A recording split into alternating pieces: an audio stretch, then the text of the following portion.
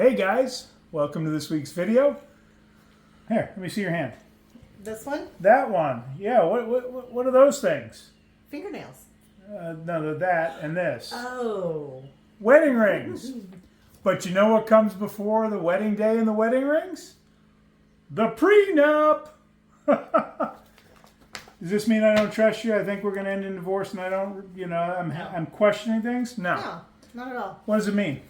Well, it means that we're planning just in case. Like, we don't plan for something wrong to go wrong. Yeah.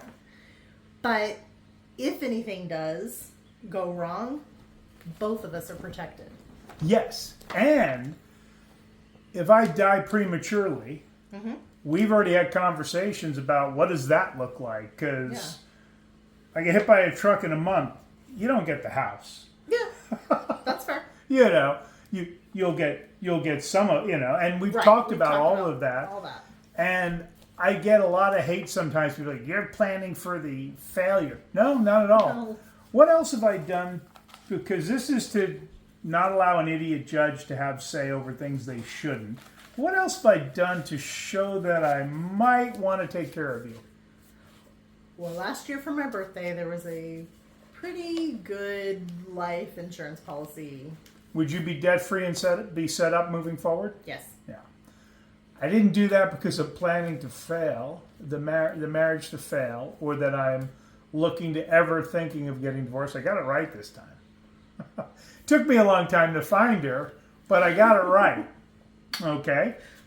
So this is a little bit of yesterday. And why would you not do what you should do to be aware and intentional in the most significant legal contract you are signing in your life, a marriage contract? Yeah. Granted, does anybody read the contract when they buy a house or buy a car? No. Or read the terms of service when you No. do an online thing. Well, and they do that on purpose, so it's impossible to read. Yeah. But this, I don't know, how many pages is it? I don't remember, but it was a lot. Because we went through. So there's 17 pages and then some stuff, the financial stuff. disclosures. Did you ever feel like I'm trying to leave myself an out? No. Well, I did for a moment until I realized the flip side. What's the flip side?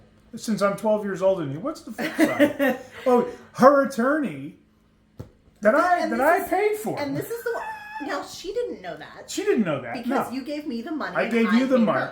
So when we had the first discussion, she was truly representing me. She was. And she asked me, she goes, are you sure you want to waive alimony? And I'm like, yeah. We had discussed it. And it took me a minute because, at first I'm going, okay, well, I don't know that I necessarily like that because he earns me, right? And I'm like, I feel what there were a lot of things that went through my head. Okay. But then I realized you're 12 years older than me. You're going to retire before I am. I will be out earning you at that point. And if something happened at that point, I'd be paying you alimony. Screw that. Absolutely right. And I don't want you to be paying me alimony, but right. If we didn't have a prenup and that was the situation, you know what I would be collecting. Yeah. A check every month. Because I'm legally entitled to it. There's a lot of guys let their ego and their pride get in the way. I don't need her money. I've never met a woman who turned down alimony. And if you're legally entitled to it as a man, it usually happened because she had a better career track. You're wrong. Who? No. When they were entitled to it, no prenup, then turned it down. I turned down. So I only had alimony for a very, very you short took period of time. a shorter one. Very short period of time, and then said after that I want nothing. Yeah, true. All that was to help me get on my feet to get away. To get away. Yeah, but technically you did take some, but nowhere near what you were entitled to. True, very true on that. But you don't see that. You don't see it ever. And what I have seen is a trend when a woman has to pay alimony, a lot of times they had a better career track, attorney, certain corporate jobs that are huge paychecks. And as a joint decision, they decided to let her focus on her career, and the husband kind of handles the home front while he's still working too. And so, and I know of a case like this very personally, a man I'm coaching. And the moment she wanted a divorce, suddenly it was like, well, you need to get a better job. It's like she totally forgot that they had had this discussion because she had the potential to become a high income earner at a very good job. It was a no-brainer. It didn't matter which one of the couple had that job. That's the one you run with. Yeah. And she is now paying alimony for the next 5 years, as she should. But, you know, we're not planning for it to fail. In fact, when we had the initial discussion, you asked, and we had it, first couple were in bed. Guys, there's a tip. Have the prenup conversation in bed after POB. Everyone's in a good mood. Yeah. And when it came to that, you asked me, I remember, because you were like, oh, do I need it reviewed by an attorney? Yeah, should I get a review? You were like, should I get a review by an attorney? And I was like, absolutely, you should. And I'll even pay for it. Yeah. And it's just one of those things. You want to make sure everyone does it right so that it is legally binding and upheld.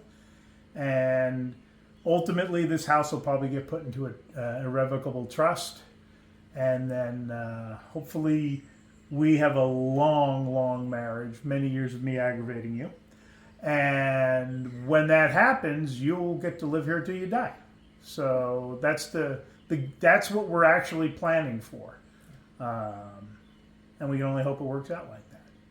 So, guys, it is the most significant contract you're ever going to sign. Ladies, it's the most significant contract you're ever going to sign. Yeah. It should be designed to protect both of you. And that's what ours does. And it's a little different. Our kids are all grown. Kids are grown. Completely different than if you have nothing to begin with. Yeah. And we did a very basic. His, hers, ours. Yep. And anything that is titled in Melanie's name is Melanie's. Anything titled in my name is mine. Not a marital asset. Anything we jointly have titled is ours. Yeah. To the point that if Melanie starts another business down the road, we will make sure it's titled exclusively in her name. I have no say and no claim to any of it. Even if I was involved and helped you with it, doesn't matter. That's just me being a good partner. Yeah. So have the discussion early. Have it multiple times. Have it a couple of times naked. It makes it a lot easier. And if you have questions, watch the rest of the series. There should be a link. And understand that if you can't talk about money and you can't talk about sex, you shouldn't be getting married. Because it's not, those are the two biggest issues that lead to divorce. We can now talk about money. Mm-hmm. Were you comfortable about that early on? So I was doing it, but I was very, very uncomfortable. I came from a background where it was so incredibly stressful for many, many reasons. Yeah. And I carried a lot of that with me, but you made it a lot easier. We've worked on that, and we can have these conversations now. It's no big deal. Yeah. And we seem to be okay talking about sex. Are we? Yeah. Oh. Well, I'm not going to talk about it too much because this is the day after the wedding, and we have some things to do. Ooh. One of them is Mrs. Collins.